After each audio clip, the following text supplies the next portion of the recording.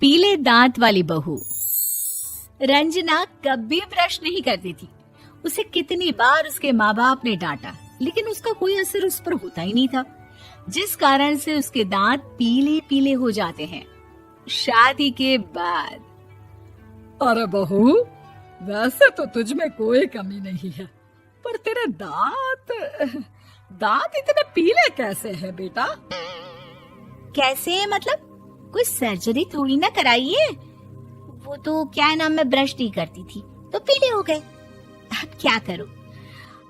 आप कहें तो लाल करवा लूं या फिर काले?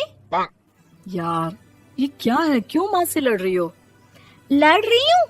अरे मैं लड़ रही हूँ या ये बोल रही है कि दांत पीले हैं, पीले। अरे तपस्या थोड़ी ना की है इन्हें पीले करने के लिए। बकायदा ब्रश नहीं किया है 20 साल तक, तब जाकर। छी, कैसी बात कर रही हो? ये उस वक्त तो पीले नहीं थे जब हम लोग तुम्हें देखने आए थे। अरे तब साफ करवा लिया होगा डेंटिस्ट के पास जाकर। अब देखो कैसे पीले पीले लग रहे हैं। रंजना सास की तरफ गुस्से से देखती है। फिर शुरू हो गई पीले पीले पीले। अरे पीले तो तब भी थे जब मेरे हाथ का रसगुल्ला उड़ा उड़ा कर खा रही थी और बोल रही थी, लड़की नहीं गुणों का खजाना दे रहे भाई साहब आप। खैर, अब वो लोग करते भी तो क्या करते, पीले दांत वाली बहू पल्ले पड़ी थी तो झेलना तो था ही।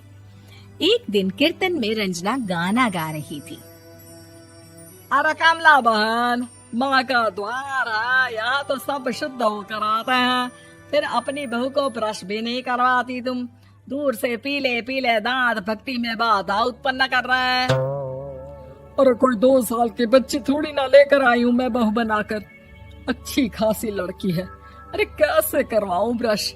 ये तो उसे खुद करना चाहिए ना। अब माँ बाप तो इसके जैसे तैसे निपटा दिए, ये नहीं सोचा कि सास कैसे संभालेगी। सास बहू को लेकर घर आ जाती है, लेकिन सोच लेती है कि अब इसे लेकर कहीं नहीं जाएगी। अगले रोज बहू कहती है, अरे क्या हो गया, मंदिर नहीं जाना क्या? कीर्तन का वक्त हो रहा है। मेरी मधुर वाणी से कान्हा जी जागते हैं और सोते हैं। आप तो जानती है ना उनकी भक्ति में कितना मन लगता है मेरा। वो क्या है ना, तबीयत ठीक नहीं लग रही है मेरी, आराम करूंगी मैं। तबीयत ठीक नहीं लग रही? अभी तो मिथुन के गाने पर नाच रही थी आप, और अब बोल रही है कि तबीयत ठीक नहीं लग रही। अरे भक्ति में मन लगा लो सासू माँ, ऊपर जाना है, क्या मुंह दिखाओगी आप? हाँ? सास को बहू की बात पर गुस्सा आ जाता है। मैं क्या मुंह दिखाऊंगी, इसकी चिंता तो ना कर, समझी? अपने मुंह की चिंता कर, जो ये पीले पीले दांत लेकर हर जगह पहुंच जाती है। पता है लोग कितना मजाक बनाते हैं। ना जी ना, मैं नहीं जाना कहीं तेरे साथ। तो ये बात है, कोई ना, मत जाओ, मैं अपने कमरे में ही बैठकर भक्ति कर लूंगी। ऊपर वाला दांत थोड़ी ना देखता है, मन देखता है, भावना देखता है। और अरे बस बस, तू सब कुछ दिखा, बस ये सफेद चमकदार दांत ना दिखाना किसी को, है? जा यहाँ से। बहू को सास की बात का कोई फर्क नहीं पड़ता, वो तो जैसी थी वैसी ही रह जाती है।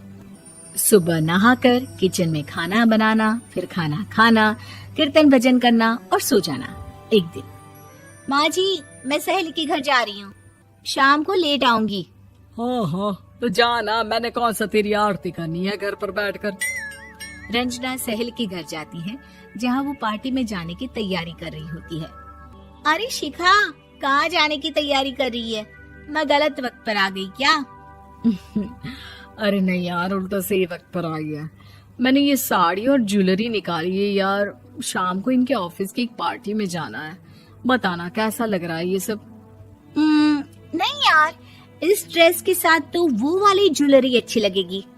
हाँ हाँ सही बोल रही है, मैंने ध्यान ही नहीं दिया। वैसे तो हमेशा से मस्त फैशन सेंस रखती है। तो बड़ा जाती होगी ना पति के साथ पार्टी में। रंजना कुछ नहीं बोलती, बस सोचती है कि यार काश ये बात सही हो जाती, पर मैं क्यों नहीं जाती पार्टी में? क्या इन लोगों की कोई पार्टी होती नहीं होगी? रंजना घर आती है और रात में पति से सवाल करती है, एक बात बताइए, आप मुझे किसी पार्टी में क्यों नहीं ले जाते? क्या आपकी यहाँ ऑफिस में पार्टी नहीं होती? पति बेचारा क्या कहता कि दांत पीले हैं तुम्हारे इसलिए। अरे कोई पार्टी होती नहीं हम लोगों के ऑफिस में, तो कहाँ से लेकर जाऊं? और मार्केट, मॉल, कहीं वीकेंड घूमना, कहीं तो। अरे यार, सारे हफ्ते में एक छुट्टी मिलती है, तो सोचता हूँ कि आराम ही कर लूं। क्यों? रंजना मन मार के रह जाती है। पहले कभी सास के साथ मंदिर जाया करती थी, लेकिन वो भी सास ने ले जाना बंद कर दिया। घर बैठी बैठी रंजना बोर हो जाती है। तभी उसे आइडिया आता है और वो मायके जाने का सोचती है। सासू माँ, 2 दिनों के लिए मम्मी के घर जा रही हूँ। अच्छा अच्छा, ठीक है, आराम से जा। और हाँ, माँ से कुछ अच्छी आदत सीख कर आना कि कैसे शरीर के हर भाग की तरह दांतों की सफाई भी जरूरी होती है, समझी? शुरू हो गई ना आप। वो लोग आपकी तरह नहीं है कि छोटी छोटी बात का बतंगड़ बना दे। उन लोगों के लिए मैं मायने रखती हूँ, ना कि मेरे पीले पीले दांत। रंजना माँ को बिना बताए उन लोगों को सरप्राइज देती है, लेकिन जैसे ही वो दरवाजे पर पहुंचती है, अंदर देखती है कि घर वाले कहीं जा रहे होते हैं। अब माँ, काश रंजना दीदी के दांतों वाली प्रॉब्लम नहीं होती, तो वो भी हम लोगों के साथ चलती ना बुआ जी की बेटी की शादी में। हाँ बेटा, लेकिन अब उसे कौन समझाए कि उसको उसके पीले दांत नहीं दिखते, लेकिन उसके आसपास के लोगों को कितना एम्बैरेसिंग फील कराते हैं।